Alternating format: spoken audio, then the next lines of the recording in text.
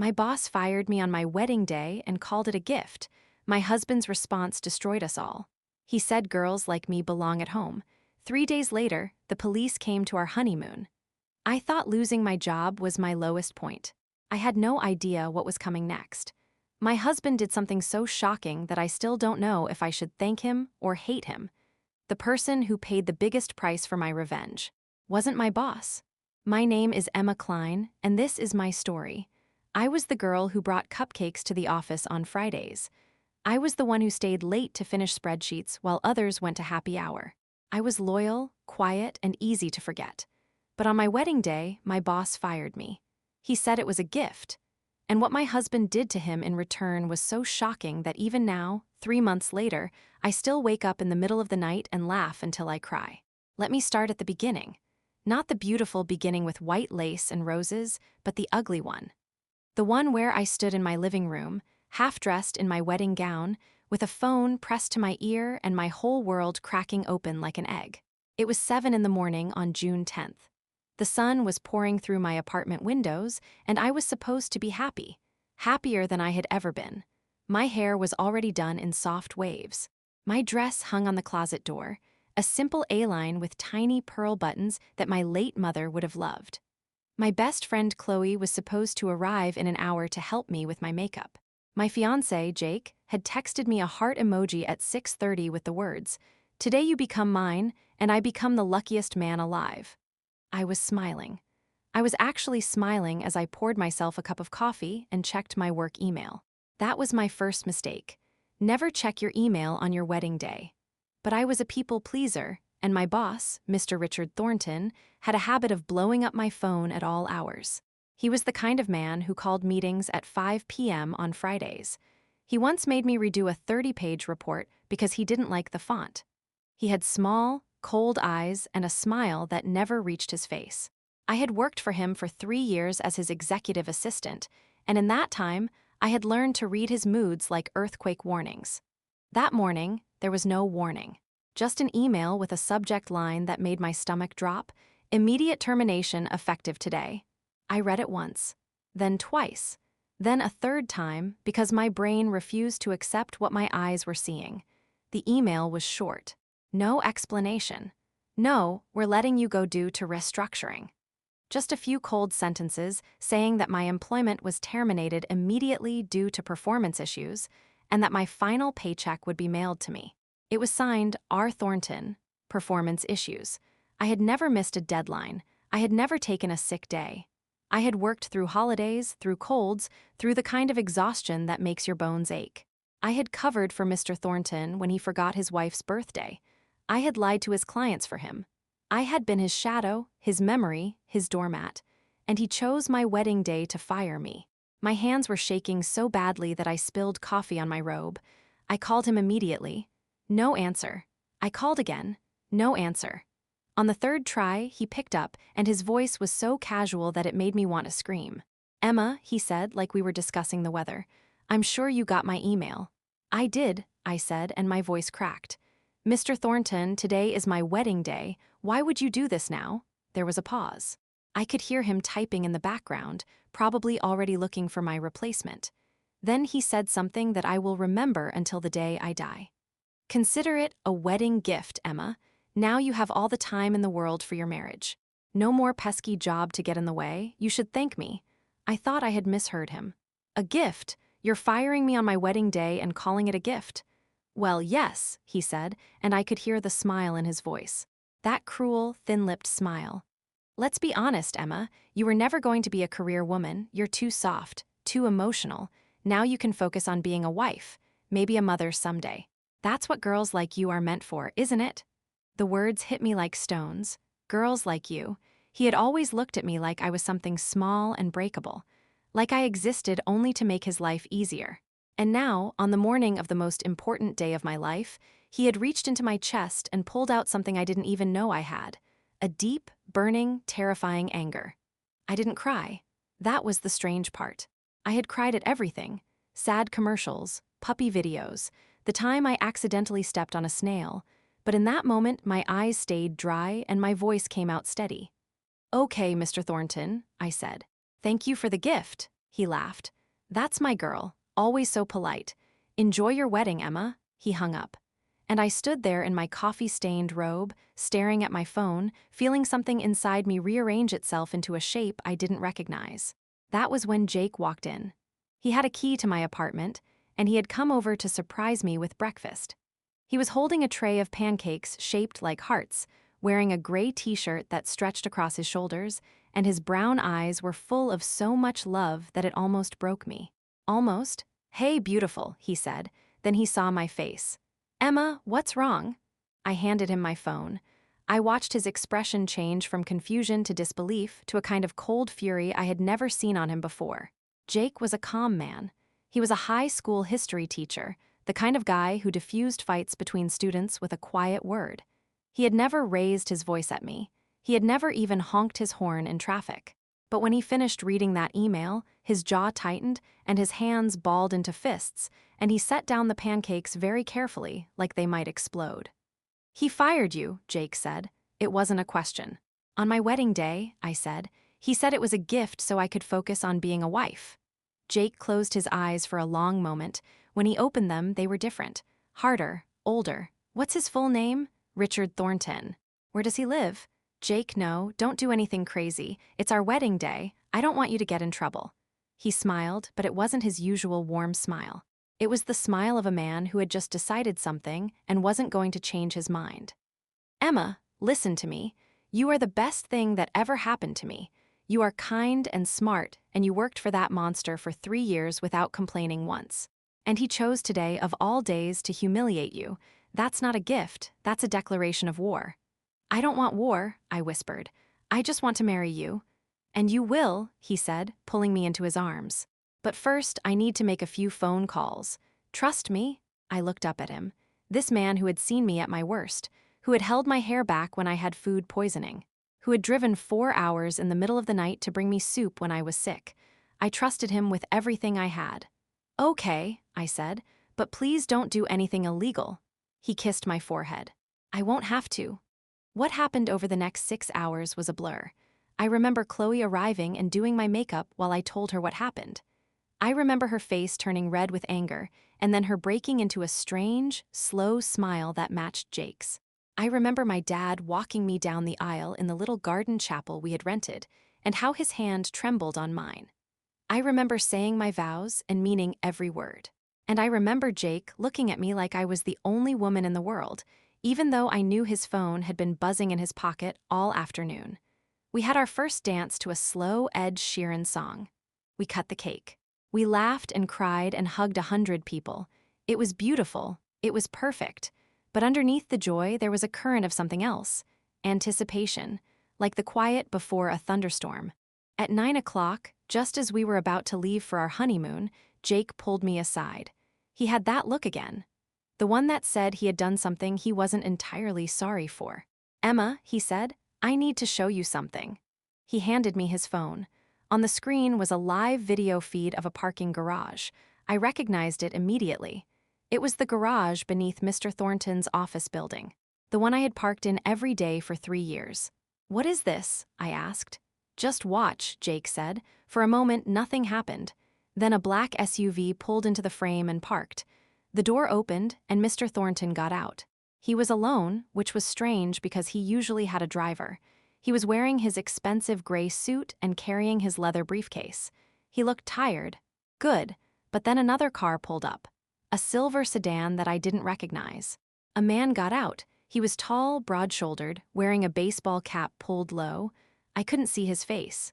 Mr. Thornton saw him and stopped walking. He said something I couldn't hear. The man in the baseball cap said something back. Then, without any warning, the man punched Mr. Thornton in the face. I gasped. Jake put a steadying hand on my arm.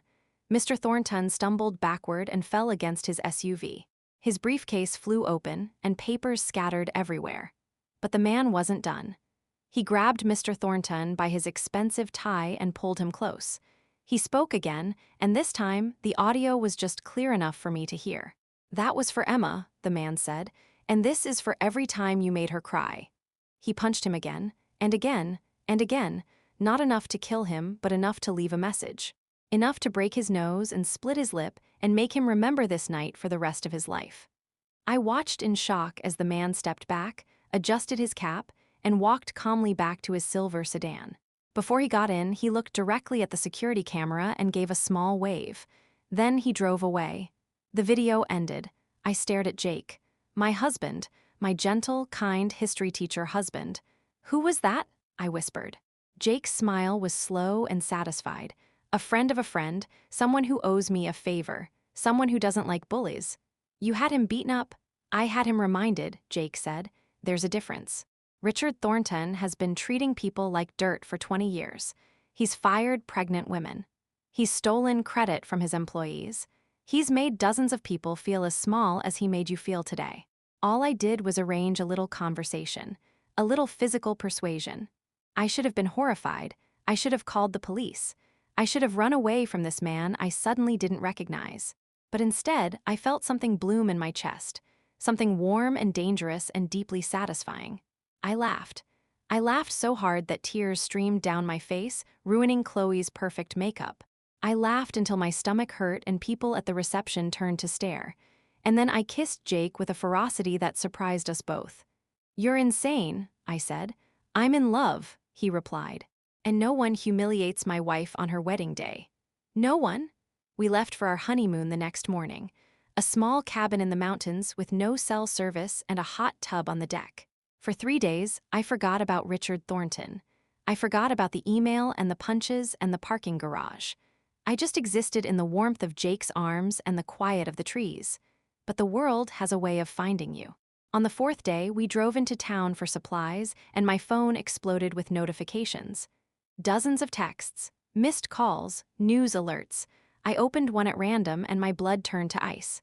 The headline read, "Local CEO Richard Thornton arrested for fraud, embezzlement, and witness intimidation." I read the article 3 times. It said that an anonymous whistleblower had come forward with years of financial records, showing that Thornton had been embezzling from his own company, siphoning millions into offshore accounts, firing anyone who got too close to the truth. The whistleblower had provided bank statements, email chains, and recorded phone calls. The evidence was so damning that the FBI had arrested Thornton at his home at 6 that morning. I looked at Jake. He was standing by the cash register, buying a bag of ice, looking utterly innocent. "Jake," I said, my voice shaking. "Did you do this?" He walked over and glanced at my phone. His expression didn't change. "I don't know what you're talking about."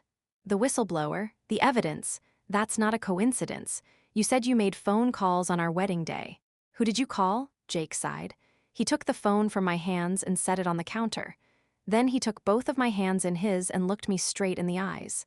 "Emma, when you told me what he said to you, I got angry. But then I got curious. So I made a few calls to some old college friends. One of them works in forensic accounting.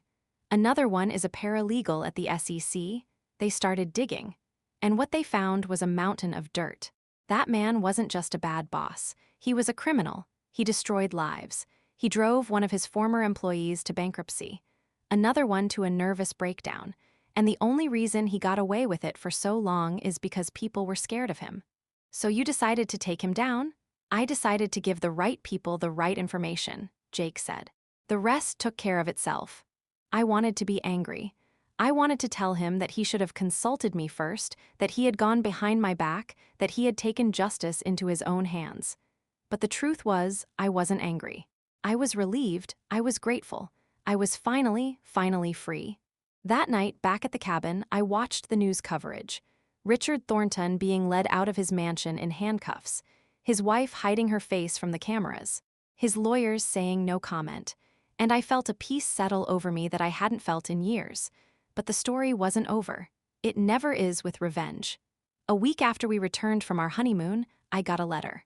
It was hand-delivered to our apartment, no return address. Inside was a single sheet of paper with a handwritten message. "Emma, I know it was you. I know your husband did this. You think you've won, but you've only made me angrier. I have friends, I have money, and I have a very long memory. Watch your back." Artie, my hands trembled as I read it. I showed it to Jake, and for the first time I saw real fear in his eyes, not for himself, for me. "We need to go to the police," he said, And tell them what? That a man in jail sent me a threatening letter? They'll laugh at us. Then we need to leave, get out of the city, start over somewhere he can't find us. I shook my head. No. I'm done running. I ran for 3 years, Jake. I ran from his moods and his demands and his cruelty. I'm not running anymore. Jake wanted to argue, but he saw the look on my face and stopped. He knew me well enough to know when I had made up my mind, so we stayed. And for 2 months, nothing happened. Life went back to normal. I found a new job at a small nonprofit where people actually said thank you. Jake kept teaching. We talked about buying a house and having kids. The letter stayed folded in my nightstand drawer, growing yellow at the edges. Then, on a Tuesday afternoon in September, I got a call from an unknown number. I almost didn't answer, but something made me pick up. Emma Klein, a woman's voice said. She sounded official, professional. This is she. My name is Detective Maria Flores. I'm with the district attorney's office. I'm calling because Richard Thornton has named you and your husband in a statement he made from jail. He's claiming that you two orchestrated a conspiracy to frame him for crimes he didn't commit. My heart stopped. That's ridiculous. We didn't frame him. He did those things.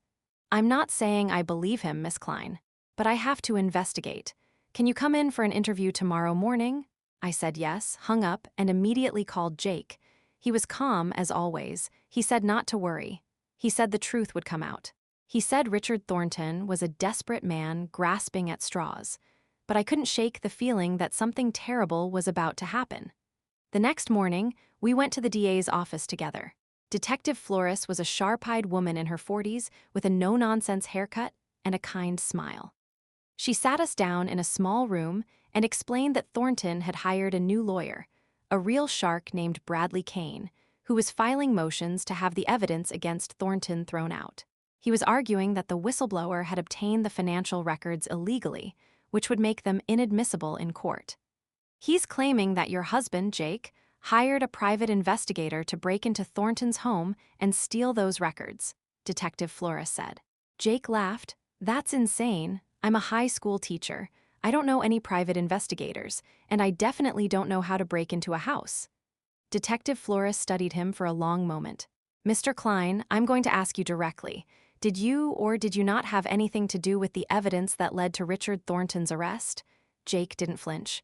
No, ma'am, I did not. She looked at me. Miss Klein? No, I said. I didn't either. She nodded slowly. All right, I believe you, but Bradley Kane is going to come after you. He's going to make your lives very difficult. Are you prepared for that? Jake took my hand under the table. We're prepared for anything. We left the DA's office feeling like we had dodged a bullet, but Detective Flores was right. Bradley Kane was a predator, and we were his new prey. Over the next 3 weeks, our lives turned into a nightmare. Kane filed a civil lawsuit against us, claiming defamation and intentional infliction of emotional distress. He subpoenaed our phone records, our bank statements, our emails. He sent private investigators to talk to our neighbors, our friends, our families. He even showed up at Jake's school and questioned his students. The media got wind of the story, and suddenly we were on every news channel. Teacher and bride accused of framing CEO. The headlines were brutal. People we had never met called us monsters. Anonymous letters poured in, some supportive, most hateful. One said, "I hope you both rot in hell." Another said, "You should be proud. Thornton deserved worse." I stopped sleeping. I stopped eating. I lost 15 pounds in 3 weeks. Jake tried to stay strong for both of us, but I could see the cracks forming. He started drinking whiskey at night. He stopped smiling. One night, I woke up at 3 in the morning and found him sitting on the balcony, staring at the city lights. I wrapped a blanket around his shoulders and sat beside him. "We're going to lose everything," he said quietly. "Our savings, our reputation, maybe even our freedom." "No, we're not," I said. "We didn't do anything wrong." "Emma, I lied to you." The words hung in the air like smoke. I pulled back and looked at his face. He was crying. Jake never cried. "What do you mean?" I whispered. He took a shaky breath. "The whistleblower, the evidence, it wasn't a friend of a friend, it was me, I did it. I broke into Thornton's office. I copied his hard drive. I took everything to the FBI. The world tilted. I gripped the balcony railing to keep from falling. "Jake, you told me you didn't." "I know, I lied. I didn't want you to be an accessory. I wanted to protect you." But now Kane is digging, and he's going to find out, and when he does, we're both going to jail. I wanted to scream. I wanted to cry. I wanted to go back in time and stop myself from ever showing Jake that email. But I couldn't, so instead, I did the only thing I could think of. I took his face in my hands and kissed him. "We're in this together," I said. "Whatever happens, we face it together." He nodded, and we held each other until the sun came up. The next day, we hired our own lawyer. A fierce woman named Patricia Okonkwo who had a reputation for taking down bullies. She listened to our story, didn't flinch when Jake confessed, and then smiled a smile that made me think of sharks. "Here's what we're going to do," she said. "We're going to fight fire with fire. Bradley Kane thinks he can intimidate you because you're young and scared, but I've got something he doesn't have. I've got the truth." She spent the next week preparing our defense. She filed motions to dismiss the civil lawsuit. She demanded that Kane provide evidence of his claims. She went on every news show she could and told our side of the story. And slowly, public opinion began to shift. People started to remember who Richard Thornton really was, the former employees he had fired, the lives he had ruined, the millions he had stolen. A Change.org petition started circulating, demanding that all charges against us be dropped. It got 100,000 signatures in 3 days, but Kane didn't back down. He doubled down. He filed a criminal complaint against Jake, accusing him of breaking and entering, theft, and computer fraud. The DA's office had no choice but to investigate. On a cold November morning, Jake was arrested at our apartment. I watched 2 police officers handcuff him and lead him out the door. He looked back at me once, his eyes full of apology, and then he was gone. I fell to my knees in the hallway and sobbed until I couldn't breathe. The next few months were a blur of court dates and legal fees and sleepless nights. Jake was released on bail, but he lost his teaching job. The school board said it was because of the negative publicity. We had to sell my car and most of our furniture to pay Patricia. We moved into a tiny studio apartment with a leaking ceiling and a landlord who didn't care. But we didn't break. That was the thing. Every time I wanted to give up, Jake would hold me and say, "Remember the pancakes." And I would remember that morning, the heart-shaped pancakes, the way he had looked at me with so much love. And I would keep going. The trial started in February. It was held in a crowded courtroom with reporters lining the walls. Richard Thornton was brought in from jail in an orange jumpsuit, and for the first time, I saw him up close since the firing. He looked smaller, older. The arrogance was still there, but it was buried under a layer of desperation. Bradley Kane was everything they said. Tall, silver-haired, with a voice like velvet and eyes like ice. He painted Jake as a vigilante, a dangerous man who took the law into his own hands. He painted me as a manipulative wife who used her tears to control her husband. He painted Richard Thornton as the victim. But Patricia was better. She called witness after witness. Former employees who testified about Thornton's abuse, forensic accountants who explained how the embezzlement worked, an IT expert who proved that the files on Thornton's hard drive were not stolen, but rather obtained through a legal discovery process that Thornton himself had ignored. And then, on the 3rd day, Patricia called me to the stand. I was terrified. My hands were shaking so badly that the bailiff had to help me hold the Bible. But when I looked at Jake, sitting in the front row with his hands clasped together, I found my courage. "Miss Klein," Patricia said, "can you tell the court what Richard Thornton said to you on the morning of your wedding day?" I took a deep breath. "He said that firing me was a gift. He said I was too soft and emotional to be a career woman. He said girls like me should focus on being wives and mothers." The courtroom went silent. Even the reporters stopped typing. "And how did that make you feel?" Patricia asked. "It made me feel like I was nothing," I said, and my voice broke. Like all the years I had given him, all the nights I had stayed late, all the times I had covered for him meant nothing. Like I was just a tool he could throw away when he was done with it. "Did you want revenge?" I paused. This was the moment. The truth could save us or destroy us. "Yes," I said quietly. For a moment, I wanted revenge. I wanted him to hurt the way he hurt me, but I didn't do anything. I didn't break into his office. I didn't steal his files. I just went to my wedding and tried to forget he existed. Patricia nodded. "And your husband? Did he tell you about his plans?" "No, he tried to protect me from them." "Did you know he had broken into Mr. Thornton's office?" I looked at Jake. He gave me a tiny nod.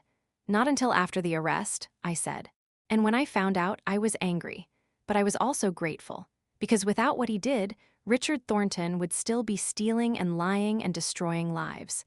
My husband broke the law, yes. But he broke it to stop a monster. The courtroom erupted. The judge banged his gavel and called for order.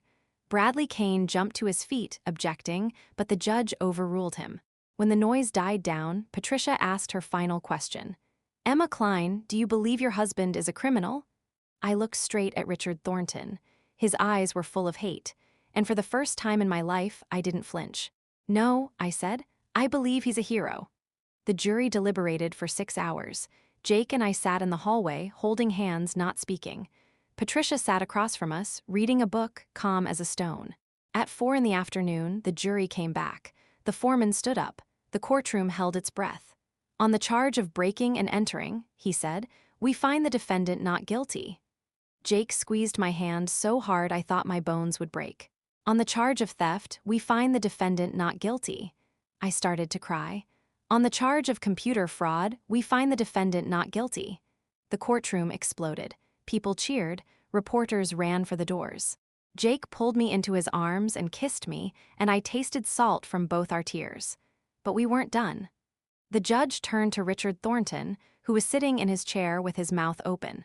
Mr. Thornton, in light of the evidence presented in this trial, I am ordering a new hearing on the original fraud charges.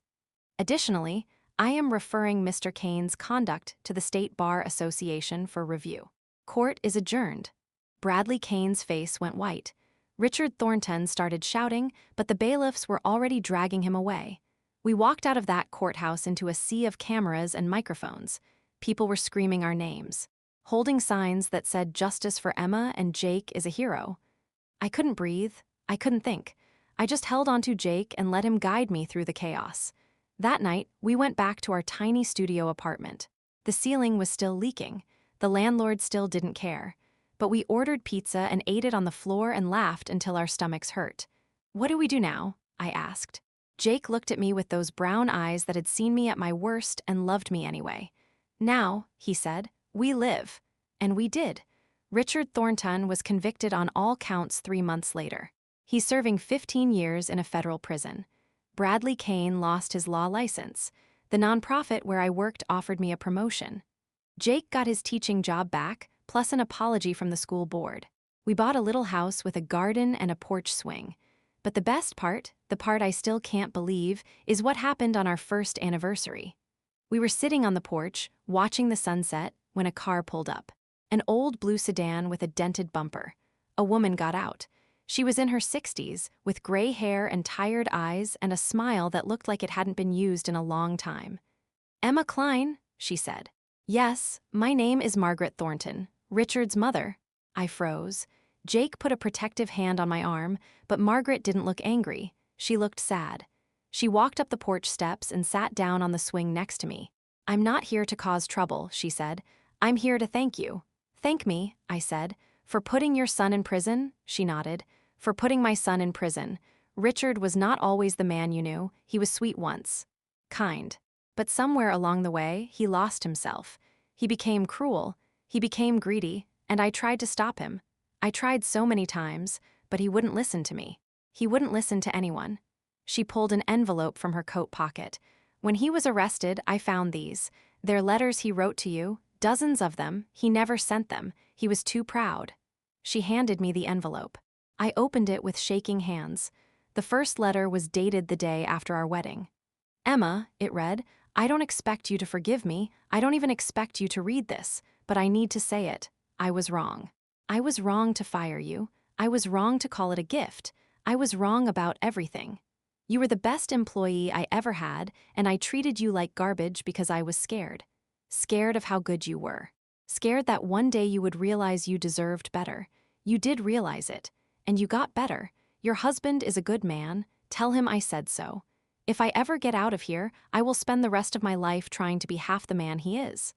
I read the letter twice. Then I read it again, and then I did something I never expected. I forgave him, not because he deserved it, not because it was easy, but because I was tired. Tired of carrying the anger.